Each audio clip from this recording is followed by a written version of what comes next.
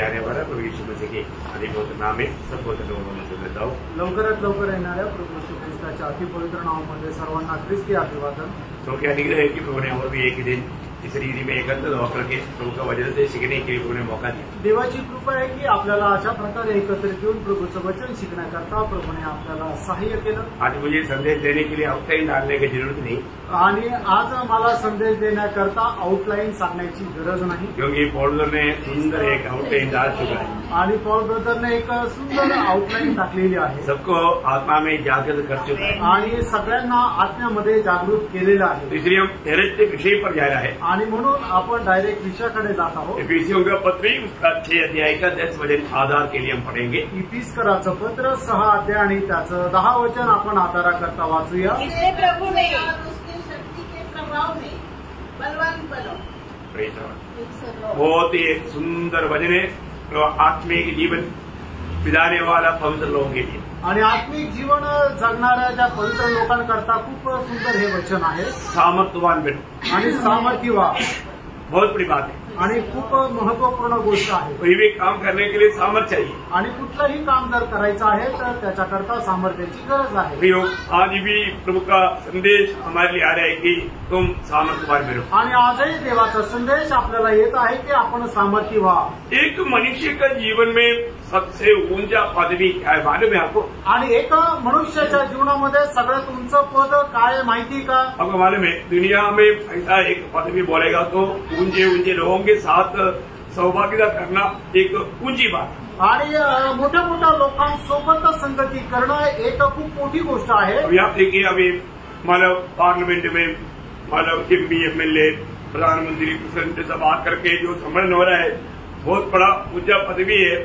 बहुत मतलब एक राज्य के लिए बोलेगा तो वे लोग जो भी उसमें बुलाया जाता है वे लोग बड़ा ऊंचा पदवी वाले लोग हैं। आणि संसद भवनामध्ये आमदार खासदार आणि पंतप्रधान यांच्या सोबत करणारं जे मोठं संमेलन आहे त्या संमेलनामध्ये जर आपल्या कोणाला ज्या ज्या लोकांना त्या ठिकाणी पाचारण केलं जातं तर ते एक खूप मोठं मानाचं पद म्हटलं जातं। पर उससे भी बड़ा कोई पदवी है क्या? आणि याच्याही पेक्षा कुठलं मोठं पद आहे का? जो सबसे ऊंचा पदवी हम प्रभु का उपस्थिति में रहना है। आणि सगळ्यात उंच पद हे आहे की आपण प्रभूच्या उपस्थितीमध्ये राहणं। सारा सृष्टि का सृजनाकार महान परमेश्वर की संगति में रहने से बढ़कर के एक पदवी किसी को भी नहीं मिलता। आणि संबंध सृष्टीचा सृष्टीकर्ता याच्या उपस्थितीमध्ये उपस्थित राहणं याच्यापेक्षा मोठं पद कोणाला भेटत नाही। अभी हम थोड़े से लोग हैं आणि या ठिकाणी आपण थोडेसे लोक आहोत, परंतु ये महासम्मेलन है।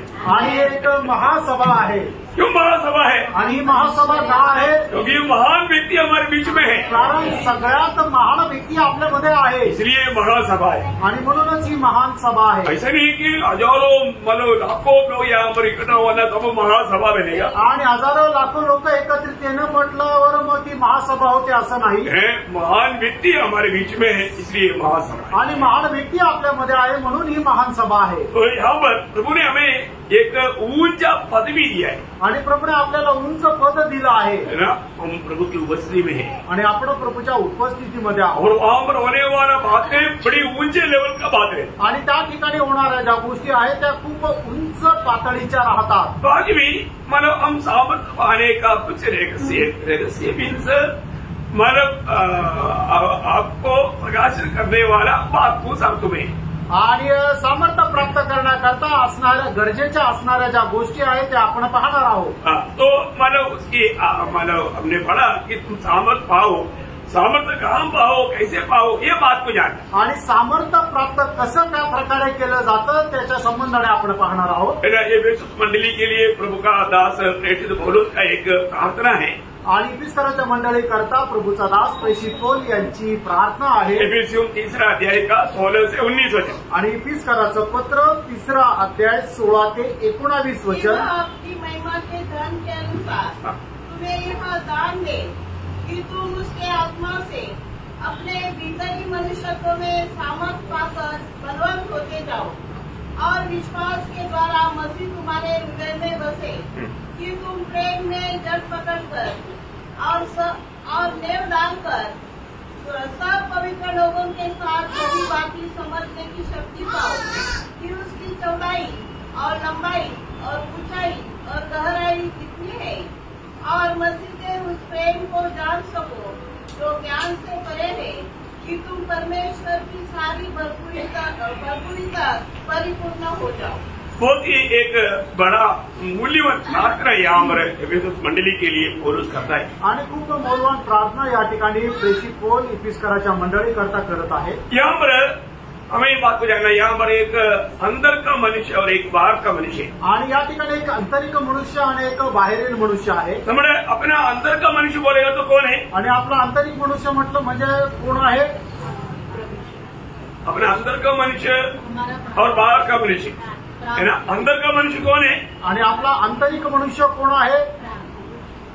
अपना आत्मा आणि आपला आत्मा। बहुत ध्यान से अभी तक बहुत लोग सिखाए हुआ बात है तो भी भूल जाता, आणि शिकवलेल्या गोष्टी तरी लोक विसरून जातात। हमारा अंदर का मनुष्य बोलेगा तो हमारा आत्मा, आणि आपला आंतरिक मनुष्य म्हटलं म्हणजे आपला आत्मा। हमारे आत्मा में हमें रोज सामर्थ पाते जाना, आणि आपल्या आत्म्यामध्ये दररोज आपण सामर्थ्य प्राप्त करत जायचंय। हमारा बाहर का मनुष्य बोलेगा तो आणि आपला बाहेरील मनुष्य म्हटलं म्हणजे है ना देही या अपना प्राण। आणि आपला जीव।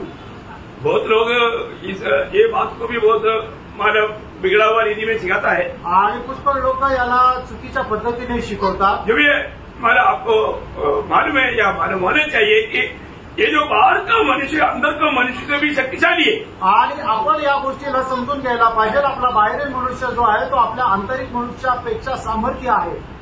ये बात तो लोगों को कबूल करना है, आणि लोकांना ही गोष्ट मान्य करायची है। मेरा जो देही जीवन जो है वो आत्मा से भी सामर्थ्यवान है, इसलिए मैं अपना मनमानी करता। आणि माझं जीवामध्ये असणारं जे जीवन आहे ते माझ्या आत्म्यामध्ये असणाऱ्या जीवनापेक्षा सामर्थ्य आहे, म्हणूनच मी माझ्या मनमर्जीप्रमाणे जीवन जगतो। आज हमारा नया जन्म पाने के बावजूद भी आणि नवा जन्म प्राप्त झालेला असताना सुद्धा लोग अंदर का मनुष्य में सामर्थ्यवान नहीं, आणि लोक आंतरिक मनुष्यामध्ये सामर्थ्य नाही। क्यों नहीं? का नाही? और सामर्थ्य पाने से हम कैसा विजय पा सकता है वो बात को भी सही रीति में जानना। आणि सामर्थ्य प्राप्त झाल्यानंतरही आपण कशा प्रकारे विजय प्राप्त करू शकतो ही गोष्ट चांगल्या प्रकारे जाणून घ्या। मतलब अपना कम समय के अंदर बहुत मतलब आपको बात को अच्छी तरह मैं समझाना चाहता हूँ, आणि खूप कमी वेळेमध्ये ही गोष्ट तुम्हाला चांगल्या प्रकारे सांगू इच्छितो। बहुत प्रार्थना के साथ रहकर सुनना, आणि खूप प्रार्थनेपूर्वक राहून ते तुम्ही ऐका। मतलब वापस हो उसका 16 बजे, मतलब एफेसियों 3 का 16 बजे पढ़ा, आणि 20 त्याचा 3रा अध्याय 16 वचन वाचा। कि वह अपनी महिमा के धन के अनुसार हाँ। तुम्हें यह दान दे, हाँ। कि तुम उसके आत्मा से हाँ। अपने भीतरी मनुष्यत्व में सामर्थ पाकर हाँ। बलवान होते जाओ। मतलब भीतरी मनुष्यत्व में सामर्थ पा करके बेरबंद होते जाओ, आणि आंतरिक मनुष्यामध्ये सामर्थ्य प्राप्त करून तुम्ही सामर्थ्य होत जा। अंदरी मनुष्य कौन है? आणि आंतरिक मनुष्य कोण आहे? आत्मा। आणि मनुष्याचा आत्मा। तो इसलिए इस आत्मा में हमें सामर्थ्य पाते जाना है। आणि म्हणूनच आपल्याला आपल्या आत्म्यामध्ये सामर्थ्य प्राप्त करायचं आहे। अब मालूम है मनुष्य का जीवन में ये जो आत्मा को भी अधीन नहीं कर पाता ऐसे एक भयंकर एक स्वभाव है, वो क्या मालूम है? आणि मनुष्याच्या जीवनामध्ये आपल्या आत्म्याला सुद्धा अधीन नाही करू शकत असा एक स्वभाव आहे, तो काय माहिती का? हमें जल्दी आने वाला गुस्सा, आणि आपल्याला लवकर येणारा राग। बहुत ध्यान से सुनना पड़ेगा, आणि खूप लक्ष देऊन ऐका। छोटी बात पर लोग बहुत जल्दी गुस्सा करते हैं, आणि छोट्या छोट्या गोष्टीमध्ये लोक खूप लवकर राग करतात, बहुत जल्दी एकदम नाराज होते हैं। आणि खूप लवकर नाराज होतात। ये हमारे आत्मिक जीवन को, आत्मिक मनुष्य को बिल्कुल कमजोर कर देगा, आणि आपल्या आत्मिक मनुष्याला एकदम तो दुर्बल करतो। अभी ये विषय हमें जानना कितना जरूरी बात है, आणि हा विषय जाणणं किती गरजेचं आहे। मतलब हमारे जीवन में बहुत से संभव होता है, वो संभव बहुत छोटा रहता और उसका प्रतिकरण बहुत बड़ा रहता। आणि आपल्या जीवनामध्ये पुष्कळ अशा घटना घडतात की ज्या छोट्या छोट्या घटना राहतात, पण त्याचा परिणाम जो आहे तो मोठा राहतो।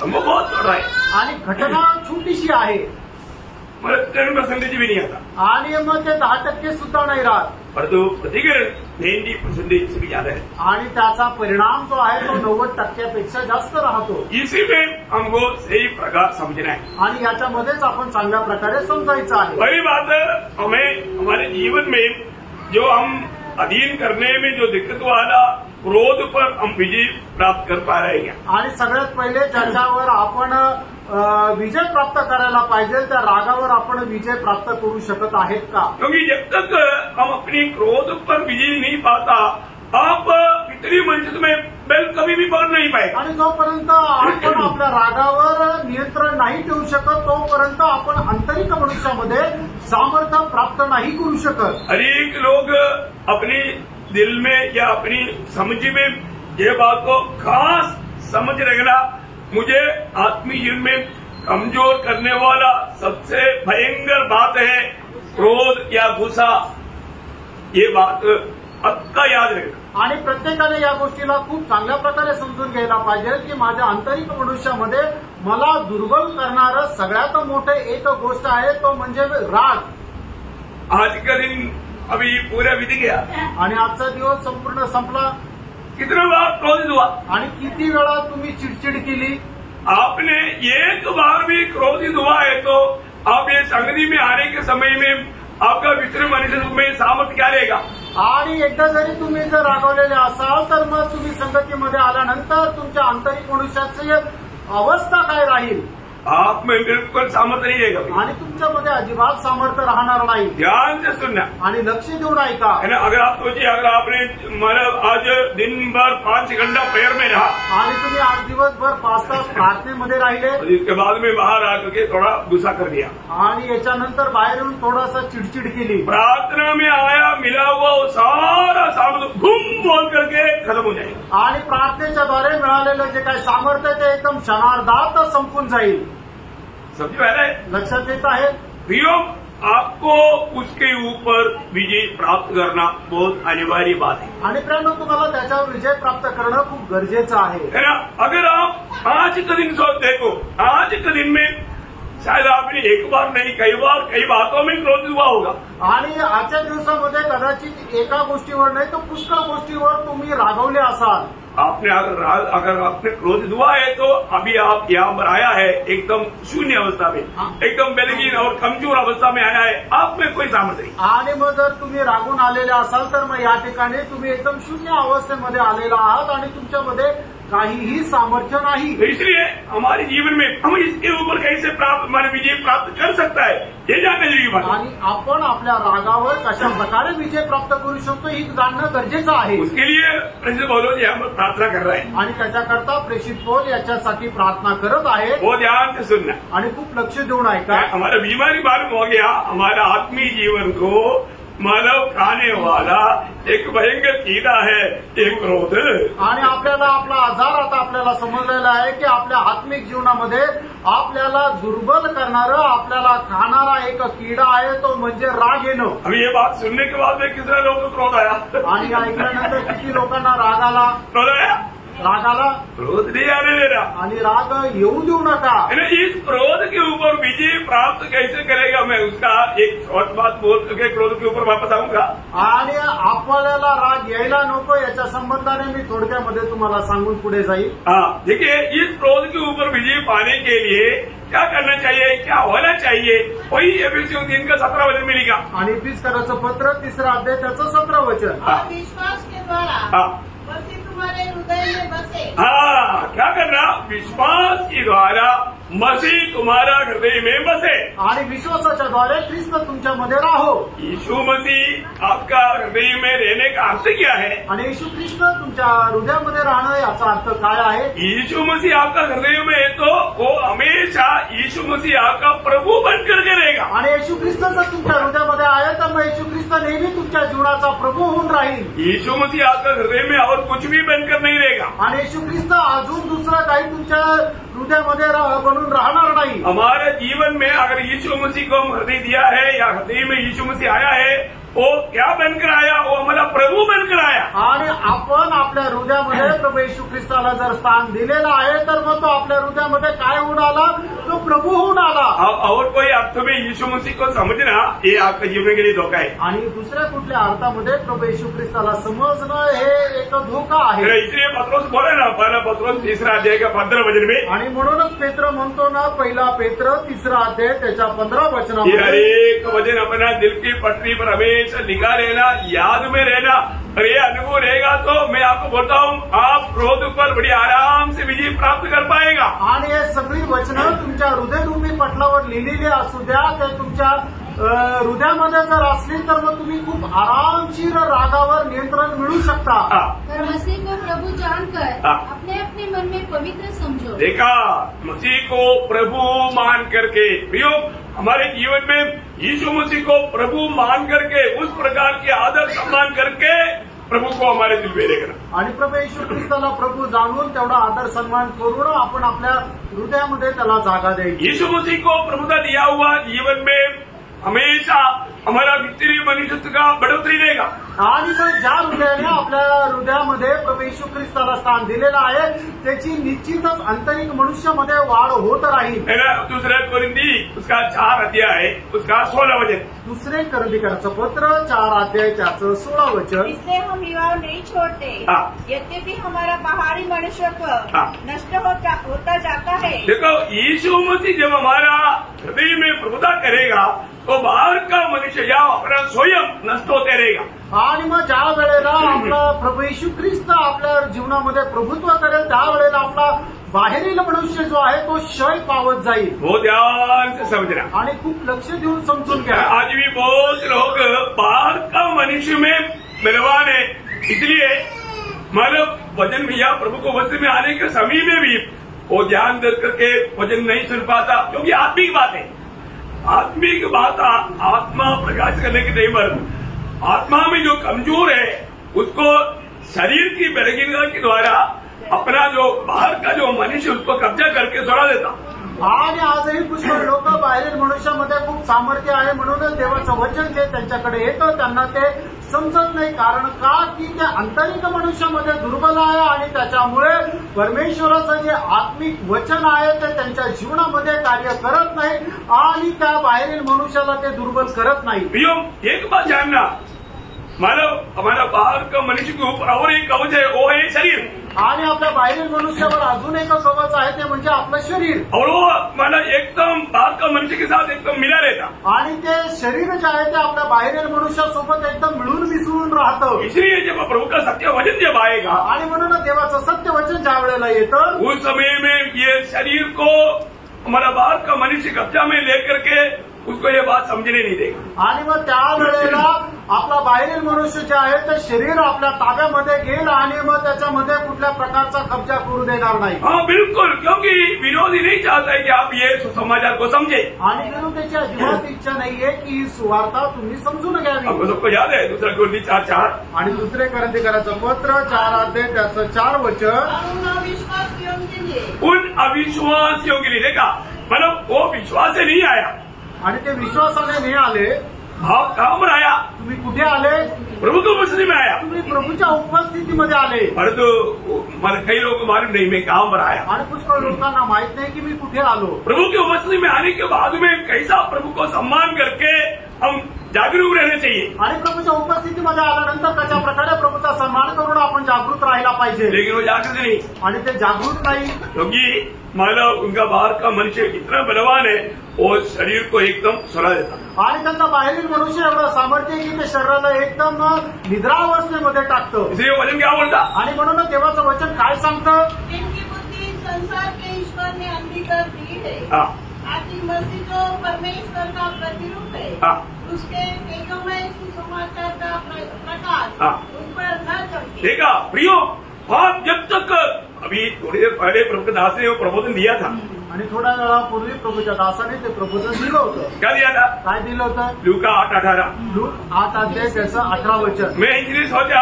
मुझे जो आज बोलना था उसका एकदम आउटलाइन प्रभु के दास ने डाल दिया पहले। आणि आज मला जे बोलायचं होतं त्याची आउटलाईन प्रभूच्या दासाने ऑलरेडी टाकून दिली। लूका 8:18 क्या बोलता? आणि लूक 8 अध्याय त्याचं 18 वचन आपल्याला काय सांगतं, इसलिए चौकस रहो हाँ कि तुम किस रीति से सुनते हो हाँ, चौकस रहो, तुम किस रीति से सुनते हो। आणि तुम्ही सावध राहा, कशा प्रकारे तुम्ही ऐकतात। हाँ, क्योंकि जिसके पास है हाँ, उसे दिया जाएगा हाँ, और जिसके पास नहीं है हाँ, उससे वह भी दे दिया जाएगा हाँ।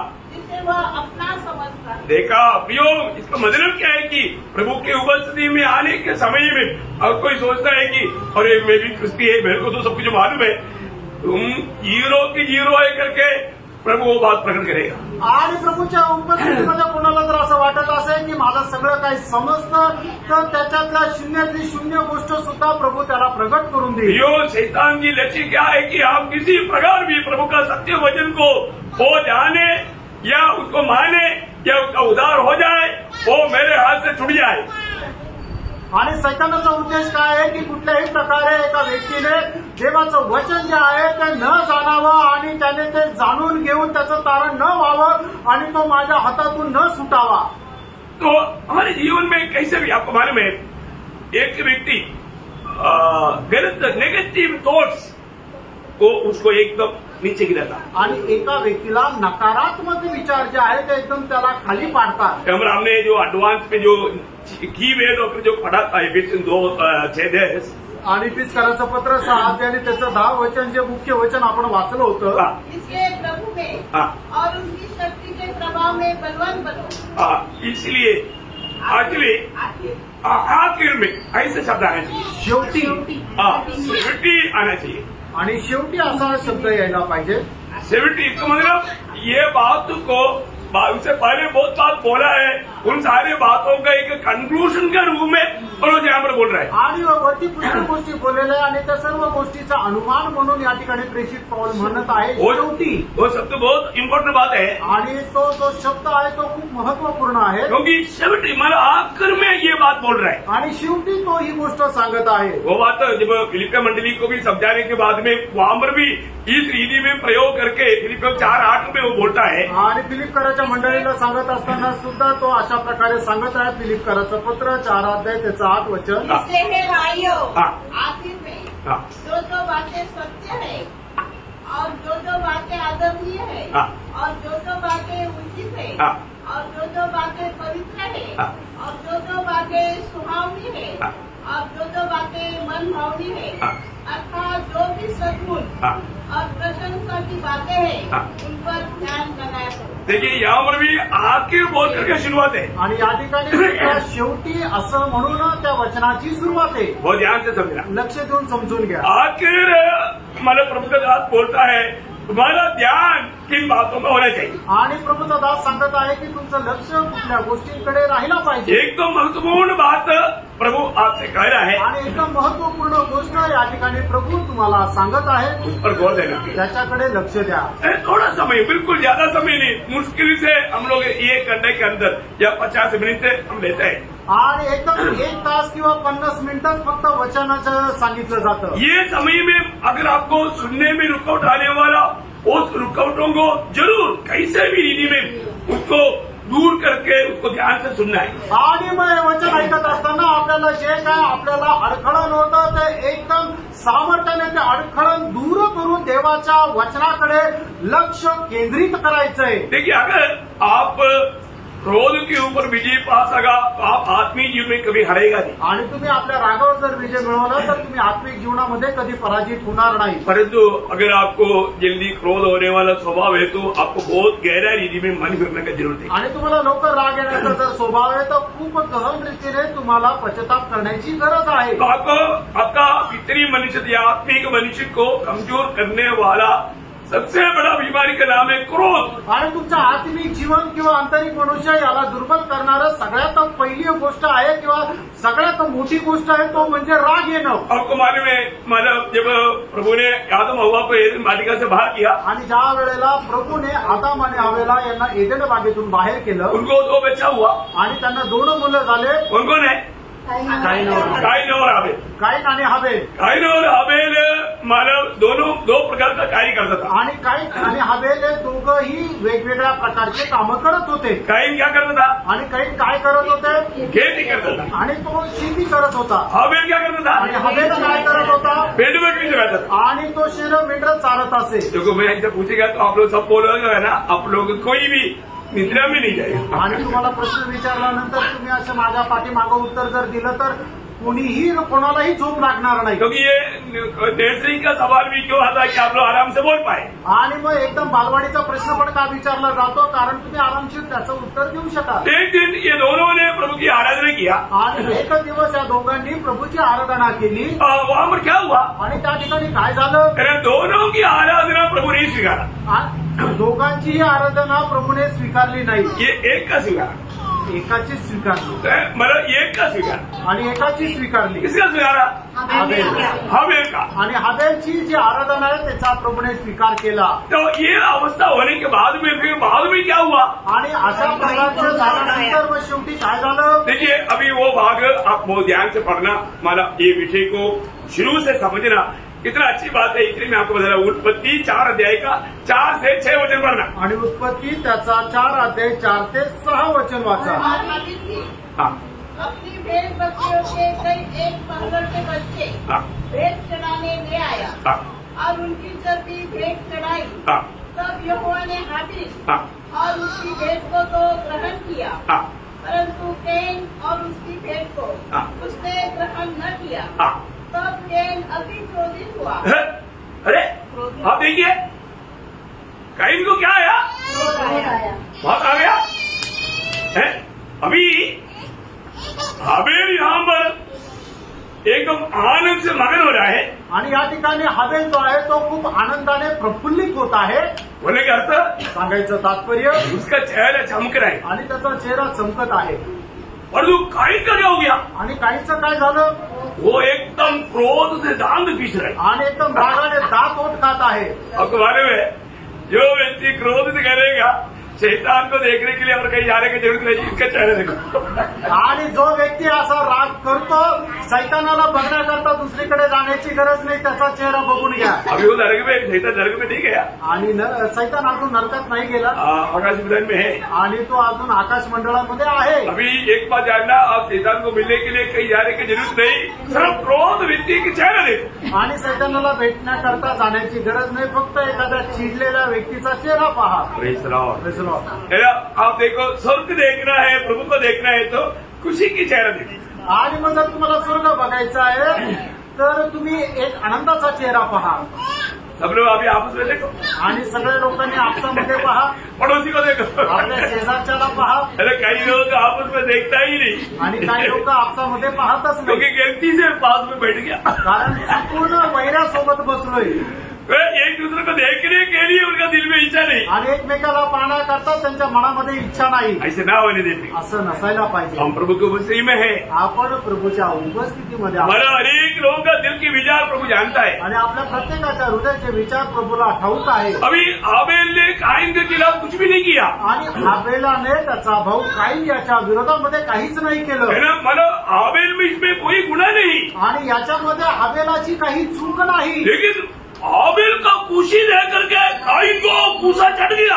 आणि हबेलाचा आनंद पाहून काईनाला राग आला. सच में ना ये बात खुशी मनाने वालों के खिलाफ में ये जो शैतानी का पीछे रहता है उनको गुस्सा आता ही. आणि म्हणजे आनंद करतात त्यांच्या विरोधामध्ये राग येणाऱ्या लोकांच्या जीवनामध्ये सैतानाच्या प्रकारे कार्य करतो. मंडली में ऐसे एक भाई आता था, उसको इस तरह ऐसा हालेलुया प्रेज़ द लॉर्ड, उसको इतना गुस्सा आता था, मन को दिखाई देता. मैं सोचता कि ये भाई कब मन फिरेगा. अच्छा हो गया प्रभु ने भगा दिया. आणि मंडळीमध्ये एक भाऊ येत होता, सुषमा सिस्टर ज्या वेळेला जोरात प्रेज लॉर्ड हालेलुया बोलायचे त्यावेळेला मी पाहायचो की त्या भावाला खूप राग यायचा. त्यावेळेला मी विचार करायचो तो भाऊ कधी मन परिवर्तन करेल, पण प्रभूच्या कृपेने तो गेला. प्रभु स्तुति कर रहे हैं, आपको इतना गुस्सा क्यों आ रहा है? आणि ते प्रभूची स्तुती करताय, तुम्हाला राग काय येतोय? सर कई बात नहीं, और भी कोई बोलता है तो उसकी तरफ वही सब क्रोध से देखता था. आणि फक्त त्यांचीच गोष्ट नाही, दुसरं पण कोणी जर बोलतं तर मग तो रागाने पाहायचा. प्रिय एक बात आप जानना कि आप वास्तव में प्रभु का आत्मा का अधीन है कि नहीं, या उस बाहर का मनुष्य का अधीन है तो आप में ये स्वभाव आएगा. आणि जर तुम्ही बाहेर मनुष्याच्या अधीन आहात तर मग अशा प्रकारे रागाचा स्वभाव तुम्हाला येईल. अभी उसका आगे पढ़ रहे पुढे वाचा. और उसके मुंह पर उदासी छा गई. देखा किसका? कायीन का मुंह पर उदासी छा गया. मतलब क्रोध आ गया तो चेहरा उदास हो गया. चेहरा उदास हो. राग आल्यानंतर चेहरा उदास होतो वो चमक चला गया. आणि ती चमक निघून जाते. और आगे तब यहोवा ने कैन से कहा. हाँ देखो तुरंत प्रभु वहां पर आकर के बात किया. आणि लगेच प्रभूने येऊन त्याच्याशी बोलला. प्रियो एक बात मैं आपको बताना चाहता हूँ, आज भी ऐसी अवस्था में प्रभु बात करता है. आणि आजही अशा अवस्थेमध्ये प्रभू बोलतो. आज अभी आपको मालूम है, मतलब आज प्रभु हमारा मन से बात करता है. आणि आज प्रभू आपल्या मनाशी बोलतो. है ना, जो उदार नहीं पाया, ज्याचं तारण नाही झालं, जो उदार पाया उसको आत्मा से बात करता. आणि त्याचं तारण झालं त्याच्याशी आत्म्याच्या द्वारे बोलतो. ये दोनों होता है. आणि या दोन्ही गोष्टी होतात. आप प्रभु के उपस्थिति में बैठने के समय में आप जब गलत करता है तो उस समय में आपका मन में प्रभु बोलते हैं, बेटे बेटी अभी तुम जागृत हो तो ये वाणी सुन. ये बात प्रभू बताता है. आणि मग तुम्ही ज्या वेळेला प्रभूच्या उपस्थितीमध्ये बसून चुकीचं काय करता त्यावेळेला प्रभूचा आत्मा तुमच्या मनाशी म्हणतो की हे माझ्या मुला, हे माझ्या मुली, तू आता तरी मन फिर आणि तू जागृत हो. जो आत्मा पाया व्यक्ति को आत्मा कहता है. आणि आत्मा प्राप्त झालेल्या व्यक्तीला प्रभूचा आत्मा सांगतो. इसलिए पहला कुरिन्थी उसका दूसरा अध्याय का 12, 13, 14 वचन. आणि पहिले करंथीकराचं पत्र 2 अध्याय 12, 13 आणि 14 वचन. परंतु हमने संसार की आत्मा नहीं, हाँ. परंतु वह आत्मा पाया है हाँ. जो परमेश्वर की ओर से है, हाँ. कि हम उन बातों को जाने. उन बातों को जाने. देखिए यहाँ पर भी ये आत्मिक बात कौन जानेगा?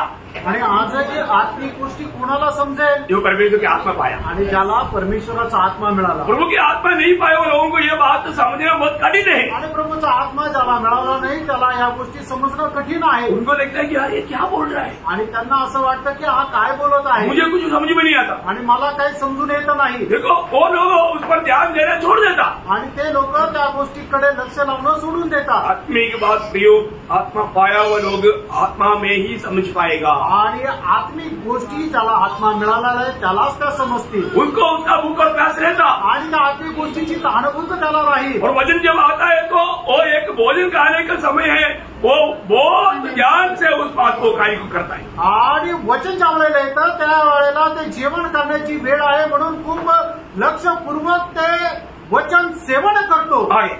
परंतु वह आत्मा पाया है हाँ. जो परमेश्वर की ओर से है, हाँ. कि हम उन बातों को जाने हाँ. जो परमेश्वर ने हमें दी है, हाँ.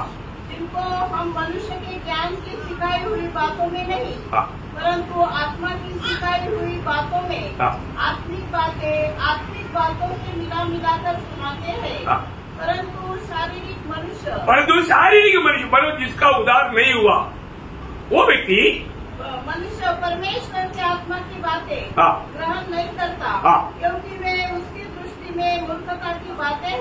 वो सोचेगा अरे यार ये क्या है, इसमें कुछ गंभीरता नहीं, जाने दे, मैं गिरती से आ गया और तो जाने दे, क्या सुनने का. इस समय में हवा का नीचे है तो सो जाता. हाँ. और न वह उन्हें जान सकता है. जान नहीं सकता वो. क्यों?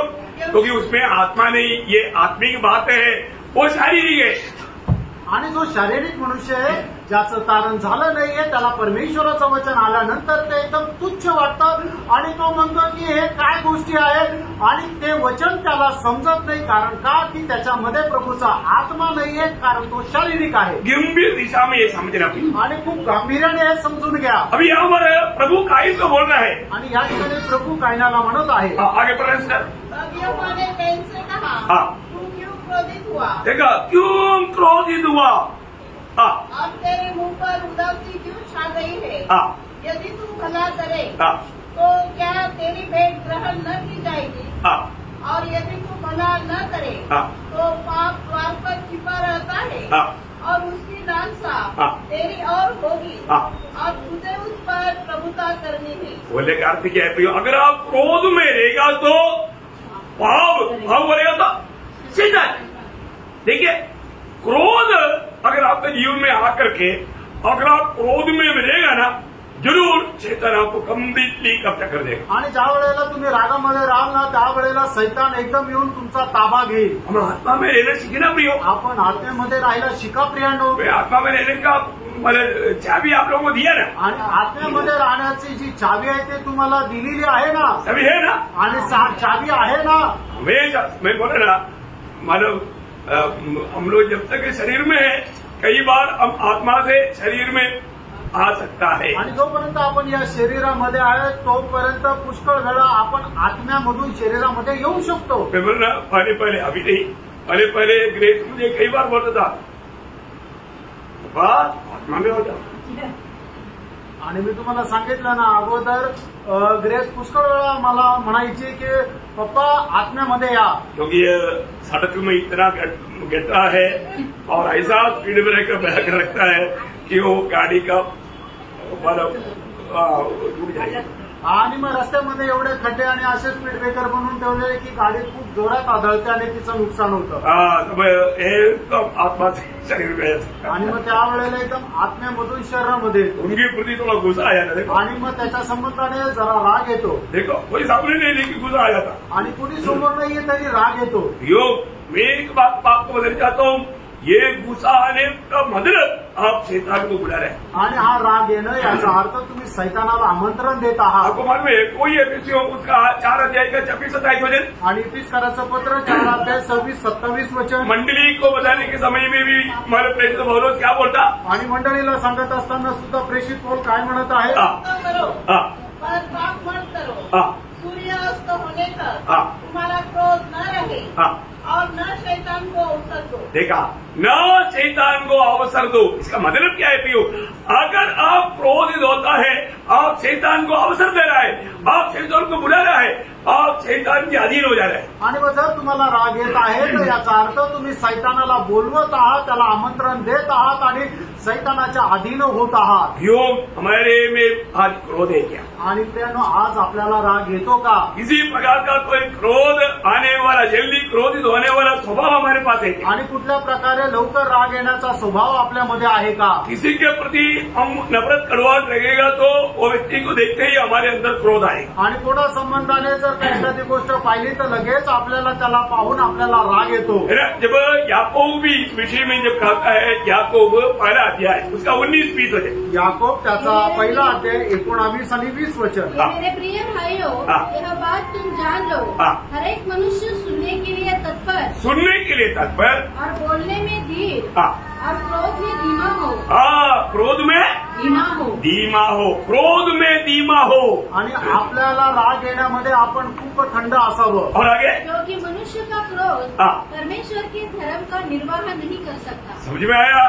मनुष्य का क्रोध कभी भी प्रभु का इच्छा निभाता नहीं प्रियो, वो शैतान का इच्छा निभाता है। आणि मनुष्याचा राग परमेश्वराला कधी प्रसन्न नाही करू शकत, फक्त ते सैतानाची इच्छा पूर्ण करतं। इसका मतलब हमें क्रोध आना चाहिए, याचा अर्थ आपल्याला राग यायला पाहिजे का? नाही यायला पाहिजे। हमें विजय प्राप्त करना, आपल्याला विजय प्राप्त करायचा आहे। कैसे प्राप्त होगा? आणि तो विजय कशा प्रकारे आपल्याला मिळेल? यीशु मसीह हमारा हृदय का राजा बनकर, प्रभु बनकर रहेगा। आणि येशू ख्रिस्त आपल्या हृदयाचा राजा होऊन राहील त्यावेळेला। इसका मैं आपको बहुत सुंदर रीति में कुछ बात समझाऊंगा। 1-2 वचन और भी क्रोध के बारे में बाइबल में लिखा हुआ खास बात मैं आपको पढ़ाने के बाद में, आणि अजून तुम्हाला याच्या संबंधाने काय समजून सांगेल। 1-2 वचनं बायबलमध्ये रागा संबंधाने जे लिहिलेले आहे ते वाचून दाखवल्यानंतर नीति वचन उसका 29 अध्याय का 22 वचन पढ़ा। नीती सूत्र त्याचा 29 अध्याय त्याचं 22 वचन वाचा। क्रोध करने वाला मनुष्य झगड़ा मचाता है। देखिए, अगर एक व्यक्ति क्रोध करने वाले व्यक्ति है तो क्या करेगा?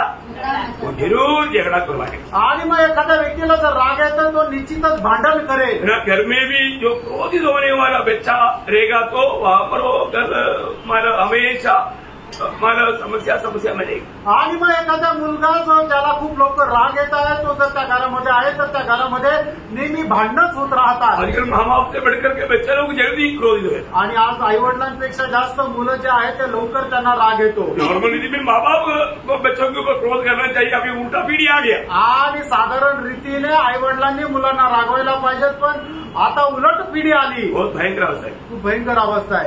नीति वचन उसका 22 अध्याय का 24 वचन, नीति सूत्र 22 अध्याय त्याचं 24 वचन। क्रोधी मनुष्य का मित्र न होना।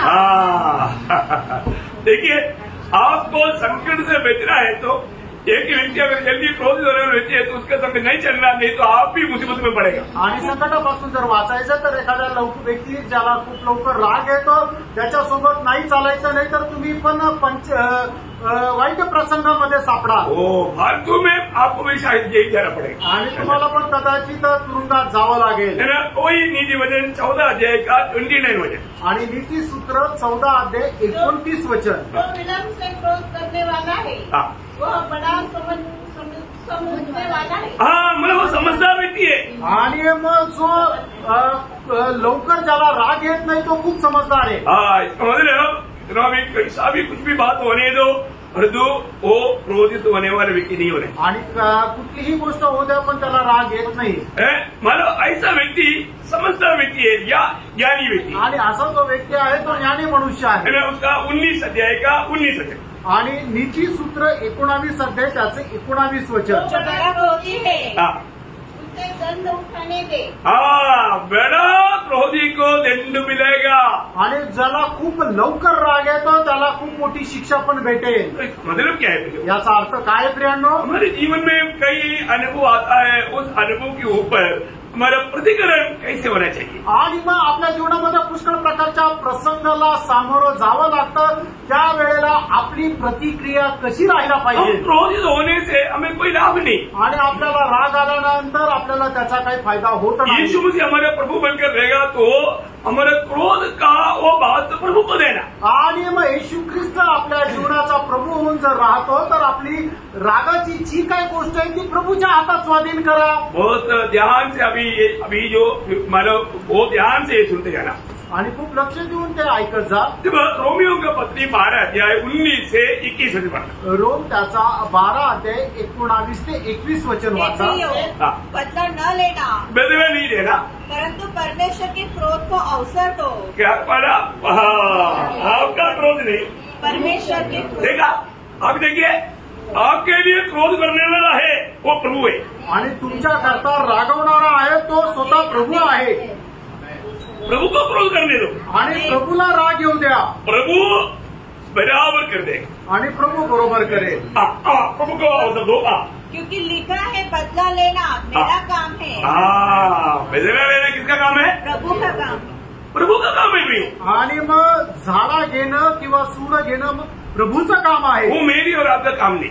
आणि तुमचं आणि माझं काम नाही। हम प्रभु का संतान है, तो आपण प्रभूचे पुत्र आहोत है ना। ये बात आप बहुत अच्छी तरह समझना आणि खूप चांगल्या प्रकारे समजून घ्या। है ना। आपको ऐसे जीवन के समय में बहुत से बार आपको क्रोध करके आपका आत्मीय जीवन को झुका करके आपको हमेशा एक शारीरिक व्यक्ति बना करके जड़ीग बना करके आपको प्रभु के काम में ना आने वाला बना करके आप प्रतिफल पाने में आप कामयाबी ना पाते हुए रहना, ये विरोधी करायचे। आणि तुम्ही लवकर तुम्हाला राग यायला पाहिजे आणि जेणेकरून प्रभूपासून तुम्हाला कुठला आशीर्वाद मिळायला नको, तुम्ही प्रभूच्या कामामध्ये यायला नको, प्रभूपासून कुठल्या प्रकारचं प्रतिफल तुम्हाला न मिळो, हे सगळं काही तुमच्या जीवनामध्ये व्हावं हे आपला जो विरोधी सैतान आहे त्याचा आपल्या संबंधाने उद्देश आहे। उसको बहुत कबड्डी के रूप में शैतान इस्तेमाल करेगा आणि अशा मनुष्याला खूप कपट रूपाने उपयोगात आणेल। तो अभी आगे बढ़े सर। प्रभु कहता है मैं बदला दूंगा, परंतु यदि तेरा बैरी भूखा हो तो उसे खाना खिला, यदि प्यासा हो तो पानी पिला, क्योंकि ऐसा करने से तू उसके सिर पर आग के अंगारों का ढेर लगाएगा। बुराई से न हारो, बुराई से ना हारो, परंतु भलाई से बुराई को जीत लो।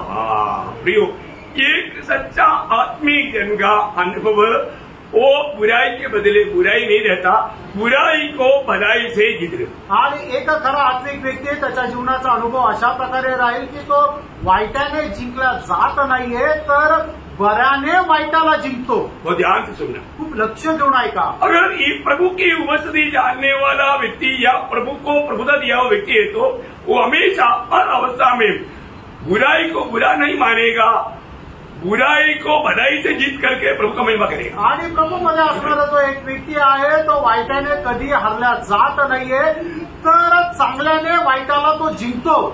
अभी इसका 2 दृष्टांत बाइबल से मैं आपको देना चाहता हूँ, आणि याचे 2 दृष्टांत मी बायबलच्या द्वारे देऊ इच्छितो, क्योंकि अपन बाइबल के बाहर इतना हमारा जाता नहीं, आणि बायबलच्या बाहेर एवढं आपण जात नाही। बाइबल का बाहर का भी बहुत लोगों का अनुभव हमको मालूम, जरूरत पड़ने पर वो भी गवाही दूंगा। आणि बायबलच्या बाहेरचे पुष्कळ लोकांचे अनुभव मला माहिती आहे, आणि गरज पडली तर ते सांगेल। लेकिन यहाँ पर हमको मालूम है जोसेफ, आणि आपल्याला माहित आहे योसेफ जोसेफ के जीवन में क्या हुआ, आणि योसेफाच्या जीवनामध्ये काय झालं। जोसेफ के जीवन में पिताजी ने एक अच्छा मानव सवाल समझने के लिए शर्त बना कर दिया, वो देख करके भाई लोगों को जेलसी होने लगा। आणि योसेफाच्या जीवनामध्ये त्याच्या वडिलांनी त्याला एक चांगला कोट बनवून दिला, आणि हे बघितल्यानंतर त्याचे भाऊ त्याचा हेवा करू लागले। फिर वो कभी भी भाई लोग उनसे प्यार से कभी बात नहीं किया, आणि मग त्याच्यानंतर त्याच्या भाऊ लोक त्याच्याशी प्रेमाने बोलले नाही। कभी भी बात करना होता तो बहुत गुस्सा से बात करता, आणि कधी जर बोलायचं तर खूप रागाने बोलायचे, बहुत गुस्सा से देखता, आणि खूप रागाने पाहायचे। उसने क्या गलती किया, योसेफाने काय चूक केली, उसने कुछ गलती नहीं किया, आणि त्याने काही चूक नाही केली, लेकिन भाई लोग बिना मतलब के गुस्सा करने लगा, आणि भाऊ लोक कुठलाही काही कारण नसताना त्याचा राग करू लागले, कभी प्यार से बात नहीं किया, कधी प्रेमाने नाही बोलले। उसके बाद में पिताजी ने बोला सर भाई लोग छराने के लिए जाकर के कई दिन हो गया, ये चपाती वाला दे करके ये घी वाला दे करके उनका कुशाला पूछ करके आओ। आणि मग त्याच्यानंतर काय झालं की याकोबाने योसेफाला असं सांगितलं की तुझे भाऊ लोक शेर मेंढर चारण्याकरता गेले आहे, आणि ते उलटून बरेच दिवस झाले आहे, तर तू त्यांच्या खाण्या आणि पिण्याकरता जा, आणि त्यांची परिस्थिती सुद्धा माहिती करून ये। जोसेफ के दिल में कुछ भी नहीं, आणि योसेफाच्या मनामध्ये काहीच नाही। अरे ये लोग हमसे मेरे से कभी प्यार से बात नहीं करता, अच्छा बात नहीं करता, उसके साथ उनको देने के लिए क्यों जाऊं, आणि हे लोक माझ्याशी चांगल्या प्रकारे बोलत सुद्धा नाही, मग यांना काही देण्याकरता मी का जाऊ। वो खुशी से गया, आणि तो आनंदाने गेला, और उधर जाकर के क्या हुआ आपको मालूम, आणि तिथे गेल्यानंतर काय झालं तुम्हाला माहित आहे। पहले बात उसको पकड़ के गड्ढे में डाल दिया, आणि पहिली गोष्ट त्याला पकडून खड्ड्यामध्ये टाकलं। भाई लोगों ने अपना गुस्सा निकालने के लिए पागल है उसको गड्ढे में सूखा कुआं में डाल दिया, आणि भाऊ लोकांनी आपला राग काढण्याकरता त्याला सुकलेल्या विहिरीत टाकलं। भाव में बोला यार इसको भेजेगा तो कम से कम मिठाई खाने का पैसा तो मिलेगा, चलो मतलब इस्माइलियों को इनको भेज देते हैं। आणि मग नंतर त्यांनी विचार केला कमीत कमी याला विकलं तर पैसे भेटतील, आणि आपल्याला काहीतरी चांगलं पार्टी करायला मिळेल, म्हणून त्यांनी काय केलं की त्याला त्या खड्ड्यातून बाहेर काढलं आणि इस्माइली लोकांना विकलं, उनको गुलामी लोगों उनका हाथ में भेज दिया, आणि त्याला गुलाम म्हणून विकलं। जो तुमने एक भाई के पास जाके पाव पड़ के मन बहुत भीख मांगा, आणि योसेफाने एक भावाच्या पाया पडून एकदम दयेची भीक मागितली, मुझ पर दया कर, आणि माझ्यावर दया कर, मुझे गुलामी में मत भेज, आणि मला गुलामगिरीमध्ये नको टाकू, क्योंकि गुलामी के अनुभव योसेफ को मालूम, आणि गुलामगिरीचा अनुभव योसेफाला माहित आहे, लेकिन उनको किसी को तरस नहीं आया, आणि कोणालाही त्याच्यावर कळवळा आला नाही, उनको सबको उसके ऊपर बहुत क्रोध था, आणि त्या सर्व भावांना योसेफावर खूप राग होता। आपको मालूम, आणि तुम्हाला माहिती आहे ना उनके सामने उनको जंजीर में बांध करके नंगे पाव मरुस्थल में इतना खड़ी धूप में जो सबको खींच कर लेकर गया, आणि त्यांच्या समोर त्याला साखर दंडाने बांधून अनवाणी पायाने वाळवंटामध्ये त्याला ओढत नेलं। आप सोचो वो जाने के लिए बार बार रूबेन थोड़ा दया करो ना, युदा थोड़ा दया करो ना, ऐसा रोते रोते ये सब जा रहा है, आणि मग हे रुबेन जरा दया करणार आहे, यहूदा जरा दया करणार, असं रडत रडत तो जात आहे, कोई किसी को दया नहीं आया, त्याच्यावर कोणाला दया आली नाही। बाकी आपको मालूम, आणि पुढचं तुम्हाला ठाऊक आहे, पोतीफर के घर में गया, पोतीफरच्या घरात गेला, उधर ही परीक्षा हुआ, आणि तिथे त्याची परीक्षा झाली, लेकिन योसेफ पास हो गया, आणि त्या परीक्षेमध्ये योसेफ पास झाला। Praise the Lord. Praise the Lord. परीक्षा में वो पास हो गया, आणि परीक्षेमध्ये तो पास झाला, मतलब बंदीगृह में गया, आणि मग त्याला बंदीगृहामध्ये टाकण्यात आलं, पास हो गया, तिथे सुद्धा तो पास झाला, प्रमोशन हो गया, आणि त्याची उन्नती झाली, मिस्र का मिनिस्टर मिला, आणि मिसर देशाचा तो पंतप्रधान झाला। हेरोदा मतलब फरो के बाद का नेक्स्ट सेकंड स्थान में आ गया, आणि फारो नंतरचा तो पुढच्या स्थानामध्ये आला। अभी आ गया भाई लोग, आणि मग आता समोर त्याचे भाऊ लोक दिसले। कौन आया, कोण आले, भाई लोग आए, आणि भाऊ लोक आले, भाई लोगों ने योसेफ को नहीं जाना, आणि भाऊ लोकांनी योसेफाला ओळखलं नाही, और योसेफ ने पहचाना, आणि योसेफाने ओळखलं, पहचाना, ओळखलं ते, हाँ मेरे साथ तुम लोगों ने क्या क्या किया, अभी मैं बदला लेता हूँ, अभी मेरे पास अधिकार है, मैं पदवी में ऐसा थोडा भी योसेफ नाही सोचा. आणि तुम्ही माझ्यासोबत काय काय केलं, आता मी तुमचा सूड घेतो, आता अशा प्रकारे योसेफाने अजिबात विचार नाही केला. क्यों? का? क्योंकि प्रभु योसेफ के साथ था. कारण प्रभू योसेफासोबत होता. प्रभु को मला प्रभुता दिया था आणि त्याने आपल्या जीवनाचं प्रभुत्व प्रभूला दिलं होतं. इसलिए वो भाई लोगों को क्या बोलता मालूम है? आणि म्हणून तो आपल्या भाऊ लोकांना काय म्हणतो माहितीये? बुराई को भलाई से जीतो. आणि बऱ्याने वाईटाला जिंका. वो क्या बोलता? तो काय म्हणतो? उत्पत्ति 45 अध्याय उसका 4-5 वचन. आणि उत्पत्ति 45 अध्याय 4 आणि 5 वचन. फिर यूसुफ ने अपने भाई से कहा, मेरे निकट आओ. यह सुनकर वे निकट गए. फिर उसने कहा, मैं तुम्हारा भाई यूसुफ हूँ.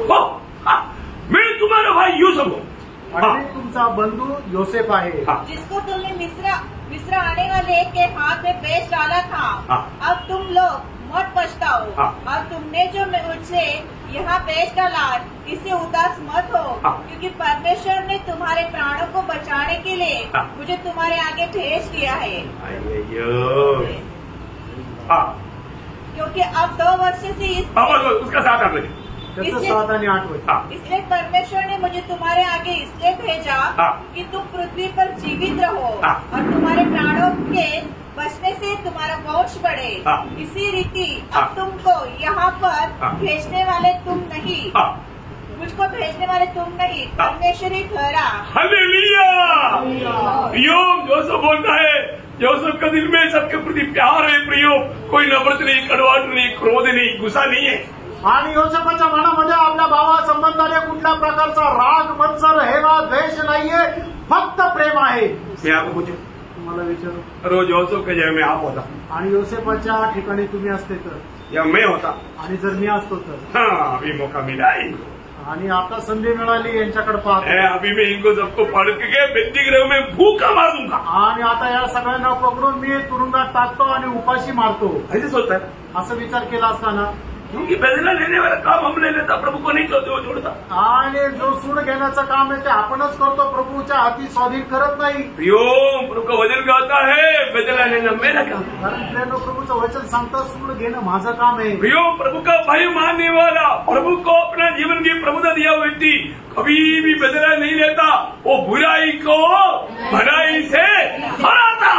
आणि मग ज्याने आपल्या जीवनाचं प्रभुत्व दिलेलं आहे तो कधीही आपला सूड स्वतः घेत नाहीये, तर तो चांगल्याने वाईटाला जिंकतो. कैसे रहोगे? बहुत बात बतानी चाहिए. शॉर्ट में और एक दृष्टांत बजा करके खत्म करें. आणि पुष्कळ गोष्टी सांगायला पाहिजे, पण थोडक्यात अजून एक दृष्टांत सांगतो. है ना, मतलब दावीद का अनुभव है. दावीदाचा अनुभव है ना. दावीद प्रभु का दिल के जैसा दावीद है. आणि दावीद जो आहे तो प्रभूच्या हृदयाप्रमाणे दावीद आहे. है ना. एक बार अपना बेटा अबशालोम की प्रति उसको राजमहल छोड़ करके भागना पड़ा. आणि त्याचा मुलगा अबशालोमाच्या घाबरून त्याला आपलं राजमहल सोडून पळावून जावं लागलं. तब क्या हुआ? त्यावेळेला काय झालं?